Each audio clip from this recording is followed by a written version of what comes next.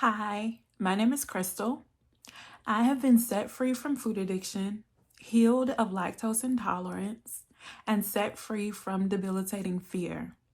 I would like to use this platform to share my testimony and document my weight loss journey. I guess I should start from the beginning. How did I get here? When I was about 5 or 6 years old, I was almost kidnapped out of my own front yard. I was riding my bike in the driveway, and my brothers were under the carport fixing their bikes. Because there were two cars parked under the carport, you couldn't really tell anyone else was outside. It just looked like I was out there playing by myself. A van with two men in the front pulled up. One of them said out of the window, "Hey, little girl, do you want some candy?" As I was walking toward the van, God caused one of my brothers to notice me. He yelled out, "Crystal, get away from that van." And they took off.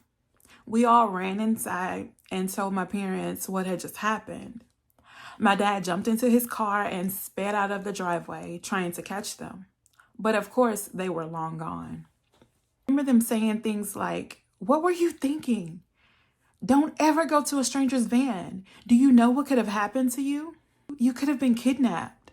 At 5 or 6 years old, I didn't know what any of those words meant, but they stuck with me. Growing up, we didn't have TV restrictions. We watched whatever came on. The realization of what could have happened to me set in as I learned what those words meant through watching movies and TV shows with people actually being kidnapped. To say that fear gripped me like a vice is an understatement. I began to wet the bed and have nightmares. I turned every single thing into something to be afraid of. For over 3 decades, every single aspect of my life was colored by fear. How does one cope with trauma? If it's not dealt with, we learn to self-medicate. I turned to food as my coping mechanism. It became like a drug for me. Food became my master. It was all I could think about. I lied for it. I cheated for it. I stole for it. I did anything to get it. I remember one time my oldest brother was selling candy for a band fundraiser. While they were outside playing, I was sneaking into the boys' room, getting candy bars and eating them in the bathroom. I stashed the wrappers behind the sheets in the linen closet, like no one would ever look there. I must have eaten about $20 worth of chocolate. I got in big trouble, but that didn't stop me. Another time, my older sister had some friends over. One of her friends had Skittles that she shared with the little kids, and she put the rest back in her purse. I kept sneaking into her purse, eating her Skittles until they were all gone. Once she realized what I did, I got in trouble for stealing. Another time when I was older, my mom was making peach cobbler, and I was getting ready to go to a party with a friend. The peach cobbler wasn't ready before I left, so I had to leave without getting any. Now, of course, there was all kinds of food and desserts at this party, and cake and ice cream. But all I could think about was that peach cobbler back home. I made up an excuse for my friends to bring me back home just so I could run inside, gobble down a piece real quick, and go back to the party and still have cake and ice cream. I could go on and on and on. Often, my mom would send me to the store to get she and I a pint of ice cream. Of course, I would get ice cream, cookies, and candy. And we would sit in her bed eating snacks and watching Lifetime movies. Those were some of the best memories I have with my mom. So naturally, when I had a daughter of my own, we would do the same thing, partly because I couldn't keep any snacks in the house. So when I wanted something sweet, which was quite often, she and I would hop into the car and head down to the dollar store. And we would rack up on snacks, then go back home, watch movies, and pig out. She fondly refers to those as the good old days, but I don't. Yes, the quality time spent with her was great, but being a slave to food, not so much. So how did I break free? One word: surrender. I knew that I had a problem with food, and I knew that I had a problem with fear. But it wasn't until I hit rock bottom and surrendered it all to Christ. Then He started unpacking all of my baggage and helped me connect the two. I've learned that the first step to breaking free from food addiction or any addiction is identifying the root cause and allowing God to heal you. I would pray and ask Him to reveal every single issue that had gotten me there. And I asked Him to teach me how to surrender it to Him and heal me from it. It was not easy. I'm talking over 3 decades of damaged emotions and self-medicate. But boy, was it worth it. I have some stories to tell of God's goodness and His faithfulness along this freedom journey and throughout my faith walk. One of the most important things I've learned is that I'm free as long as I choose to be. God gave me a vision of myself sitting in a cell with the door wide open and the chains that bound me broken. In this vision, I would realize that the door was open and my chains were broken. So I would get up and walk right out, only to find myself sitting right back on that prison floor with the door wide open and chains broken. What God was trying to show me was that I was already free from the prison of fear and food addiction. I just had to learn to walk in it. What does walking in freedom look like? One word: obedience. I had to learn to hear God's voice and distinguish it from the enemy's and my own. And then I had to learn to be obedient when I knew it was the Holy Spirit guiding me. Through that obedience, I've gone from never feeling full, never feeling satisfied, feeling like a bottomless pit, to being able to stop eating whether I feel full or not. I now know the feeling of satisfaction now, and it feels good. It feels normal. I remember thinking so many times, why can't I stop eating? I'm stuffed. My stomach hurts. This doesn't even taste good anymore. But I still couldn't stop. It was like I wasn't in control, because I wasn't. Food was my master. But now that Christ is, He has given me the fruit of the Spirit: love, joy, peace, patience, kindness, goodness, faithfulness, gentleness, and self-control. I get to choose freedom every day, every meal, and every decision. The cool part is, the more I choose to walk in freedom, the easier the next decision to remain free becomes, until it is effortless. But the opposite is also true.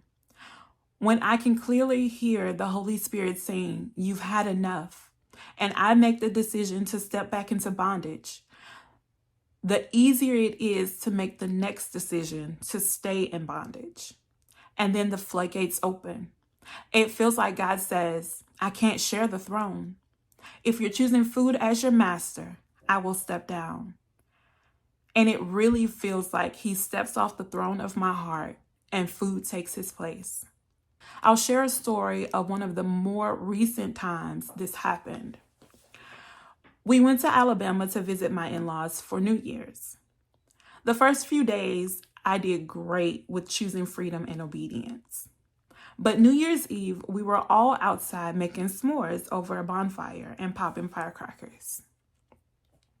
I had one s'mores, and my husband asked if I wanted another, but I was like, no, I'd rather Reese's.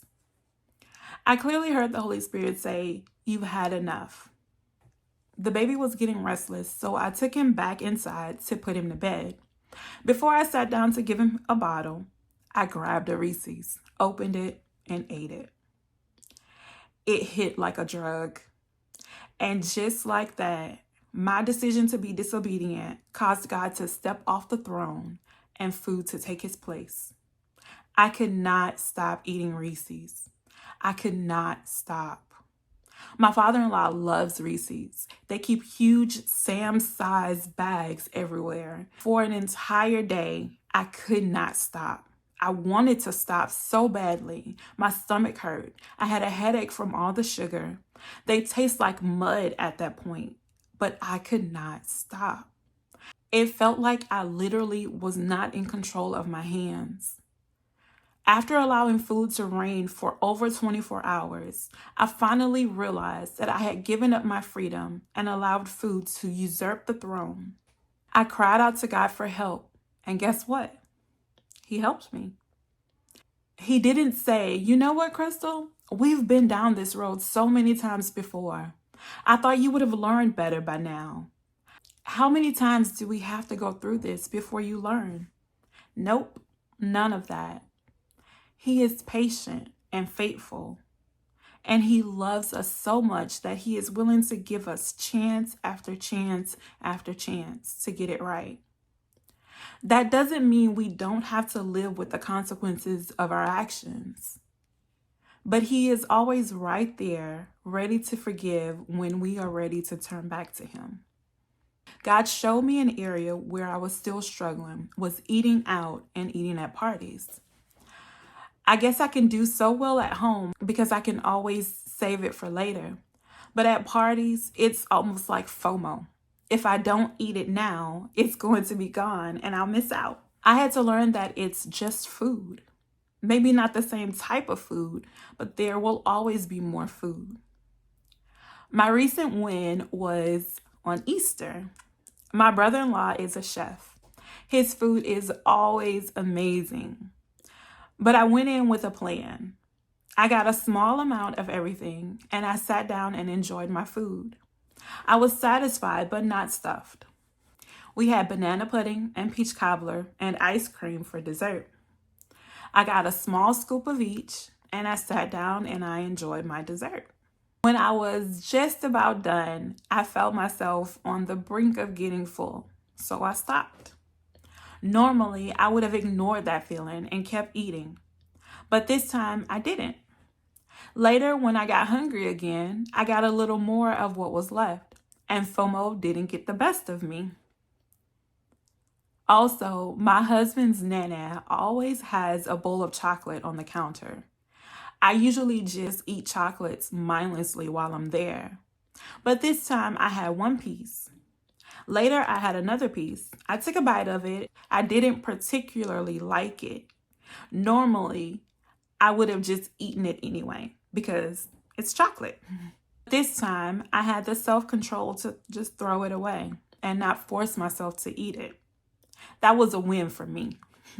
If you're finding yourself trapped in addiction right now, any addiction, food addiction, drug addiction, alcohol addiction, porn addiction, gambling addiction, or any stronghold for that matter, pride, lust, or fear, ask God to search your heart and bring every single thing standing in the way of you becoming who He created you to be to the surface and help you break free from it. Ask Him to teach you how to surrender it to Him and teach you how to walk in freedom. I guarantee you He will. James 1:5 says, "If you need wisdom, ask our generous God and He will give it to you. He will not rebuke you for asking." So that's what I did. I asked God to teach me His ways. He has done so many amazing things in my life and taught me so much along the way. I couldn't possibly share everything in one video, but my prayer is that the Holy Spirit would speak through me and give me the words to share. Just like with everything else in my life, I surrender this platform to Him to use for His purposes. As I always say, we make our plans in pencil and give God the eraser. Bye.